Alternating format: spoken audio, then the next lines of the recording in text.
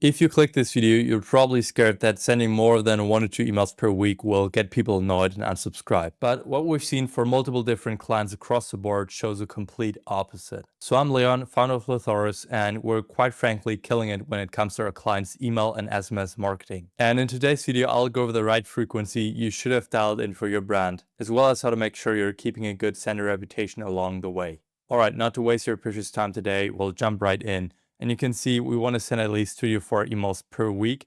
So if you're a slightly bigger brand doing 8 to 9 figures plus, you really want to make sure that you're testing out whether or not you want to send out 1 email per day, or maybe for some brands, even multiple emails per day. So this advice right here kind of applies to 6 to 7 figure brands. And for those brands, you want to make sure you're sending at least 3 to 4 emails per week. You can still experiment with sending even more emails per week. But for most clients, we found that this is kind of the sweet spot here.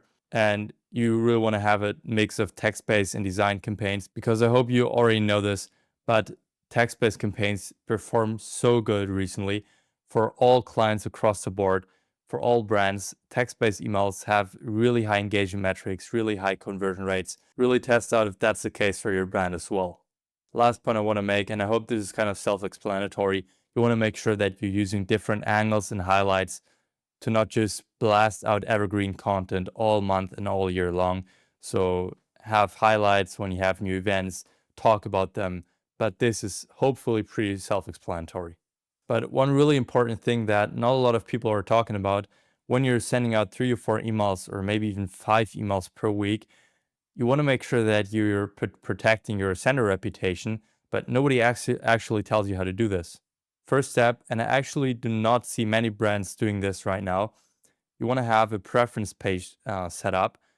Basically, you know what a preference page is. People can update their preferences, but by default from Klaviyo, this will just be add your name or change your email address. But people should be able to select how often they want to receive emails. So 1 email per week, 1 email per month, only on discounts, or whatever they want to select and whatever options you want to offer them, because this reduces unsubscribes by a lot. People will still receive your content every now and then and might also place an order. And sending out to a person less frequent is still better than not sending out to them at all. Second thing you can do is check your subscriber growth. And by doing that, you can basically check if your frequency is in a good window. So if you just go to analytics and dashboards and to your normal overview dashboard, you can scroll down and see the subscriber growth card, which basically tells you how many people are subscribing and how many people are unsubscribing in a certain period of time. By default, this will be the last 7 days, I believe. And basically, you want to make sure that you have 3 times the amount of new subscribers than you have the amount of unsubscribes at the same amount of time.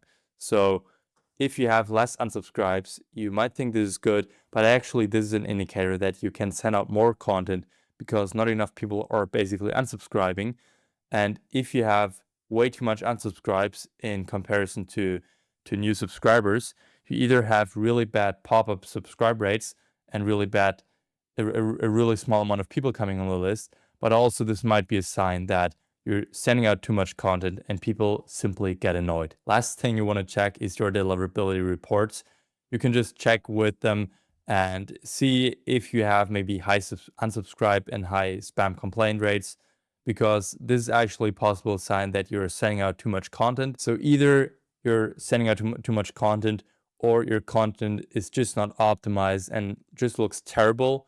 But if you have decent content, if you have decent design and decent copy, and your email looks somewhat good, it doesn't need to look perfect, then probably most of the time it's rather people not wanting to receive your content, and either you're sending out to the wrong people or you're just sending out too much content. But let me tell you, 99% of the time you're not sending out too much emails.